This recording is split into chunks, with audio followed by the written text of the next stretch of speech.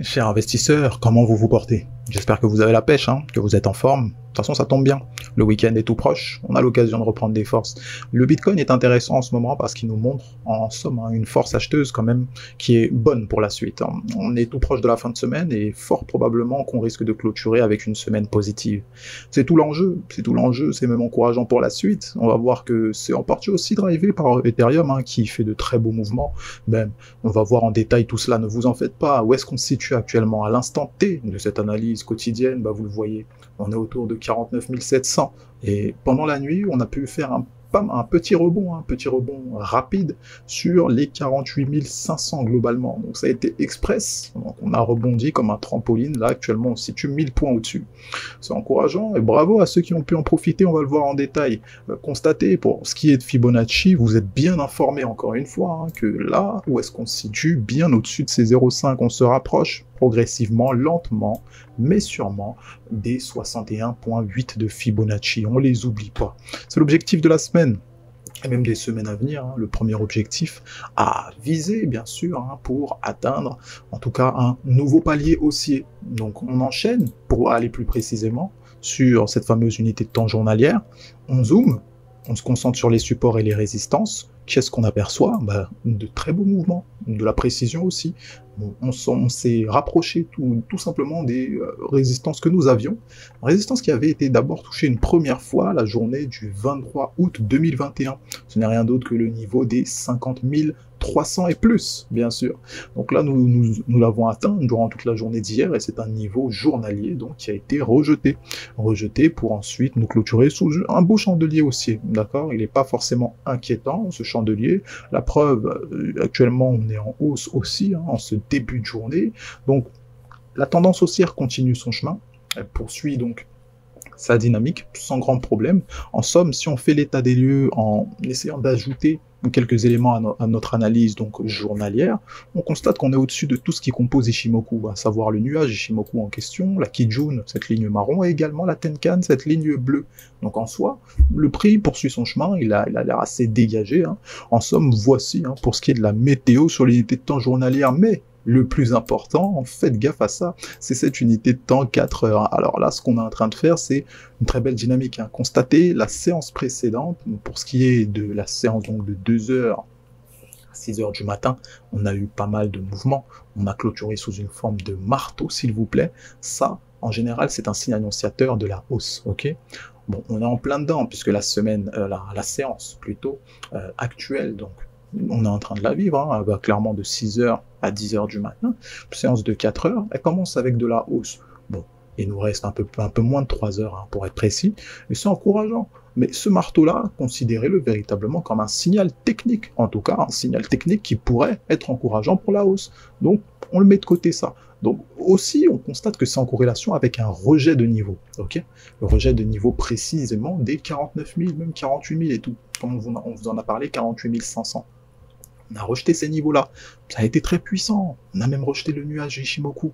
Donc tous ces rejets-là, c'est en somme des indicateurs phares, comme quoi le niveau, il a tenté bien sûr d'aller plus bas, mais la force acheteuse était telle qu'on est allé bien plus haut par la suite. En fait, si vous voulez comprendre de manière plus précise ce qui s'est passé, dites-vous juste, il y en a pas mal qui ont capté toute cette force acheteuse et qui ont voulu acheter en fait toute la fin de cette consolidation, donc qui s'inscrivait dans la suite de cette tendance haussière. Donc on a une phase d'impulsion, une phase de correction, pas mal de personnes se sont positionnées ici. Et qu'est-ce que les intervenants vont faire? Ils disent, mais il y a pas mal de gens qui ont placé leur stop juste ici, ça serait con quand même qu'on n'aille pas aller chercher tous ces stops. Et allez, on fait un petit excès histoire de dégager tout le monde pour ensuite repartir de plus belle. C'est comme ça que ce chandelier donc a créé ce superbe marteau, en somme signal technique. Très encourageant pour la suite. Ça nous ramène donc sur des objectifs haussiers de la journée, sur les plus hauts de la veille, d'accord? On parle bien sûr des 50 400 et un peu plus. Donc autour de cette zone-là, 300, 400, vous allez voir que ça paraît être quand même un bel objectif haussier.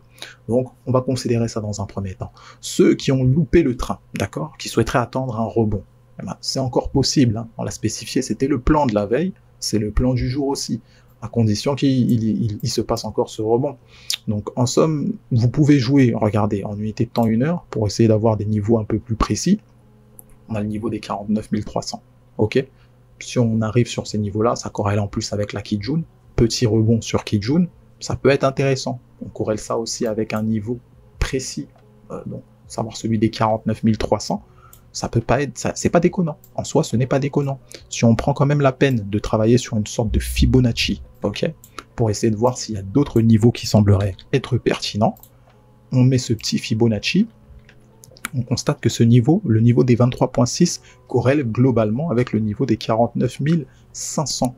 Voilà, 480, ok. Donc c'est pas loin de cette Kijun. En fait, on a une belle petite zone en dessous des 49 500.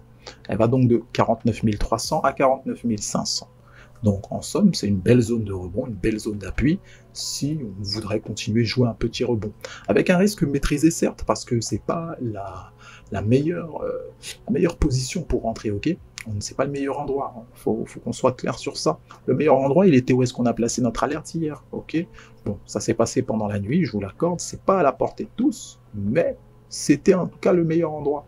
En somme, ceux qui sont un peu plus prudents, ils pourraient tabler sur le niveau des 38.2, qui corrèle aussi avec un niveau qu'on a spécifié, donc on est autour de 48 800. Bien sûr, c'est un coup à jouer aussi si on y va. Et ceux qui sont un peu plus agressifs, ils vont jouer la cassure de la résistance qui nous attend autour des 49 800. Donc en somme, c'est juste ici, là, hein, ça correspond aux deux précédents sommets que vous apercevez avec la confirmation de cette épaule, tête et épaule qu'on a eu. En somme, on parle bien sûr du haut des deux têtes précédentes, donc cassure de cette zone-là, ça nous ramènerait donc au-dessus, bien au-dessus de cette tête, hein. Cette tête, donc épaule, tête, épaule. Si on arrive au niveau du dessus de cette tête, et ben, sans grand hasard, on se situera sur notre objectif journalier qui est rien d'autre que les 50 400 globalement. Nous sommes sur ces prix-là. En somme, le plan de la journée pour Bitcoin est assez simple et en somme, on va faire un petit saut rapide sur Ethereum. Ethereum, petite consolidation, ça saute aux yeux, on a nos niveaux, c'est clair et net, on évolue sur les niveaux des 3750 globalement au 3831, ok. C'est une petite zone de consolidation qui fait qu'actuellement on oscille autour de nos indicateurs. Bon, ça c'est un élément à mettre de côté également. Si on se fie à l'action du prix en question, qu'est-ce qui nous raconte le prix? Il y a un petit coup à jouer pour ceux, bien sûr, ceux qui sembleraient être à l'aise avec le trading de compression, donc le trading de range. Bien sûr qu'il y a des zones assez évidentes, un coup à jouer quand on arrive progressivement autour des 3750, 3730 par là. Avec un petit ajustement, ça semblerait pas déconnant de mettre cette résistance juste ici. Voilà. En travaillant sur pas mal de corps de bougies, ça semblerait être un peu plus pertinent. Ok, pareil pour cette résistance supérieure. Le marché évolue et on s'adapte. La seule manière de réussir sur les marchés, c'est cela. Bien sûr, parce que en somme, ceux qui restent fixés sur leur méthode, sur leur manière de trader, ne feront que subir de plein fouet l'évolution du marché. Vous l'avez compris, on prend le temps de monter en grade, de prendre du recul, unité de temps 4 heures, consolidation aussi bien visible, unité de temps daily au-dessus du nuage Ishimoku, comme le Bitcoin, weekly, semaine haussière, extrêmement haussière même, c'est bullish quand même pour Ethereum. On va prendre le temps de considérer les infos du marché, la gestion du portefeuille oblige. Prenez soin de vous, de vos finances et quant à nous, on se retrouve à la prochaine. Bye bye.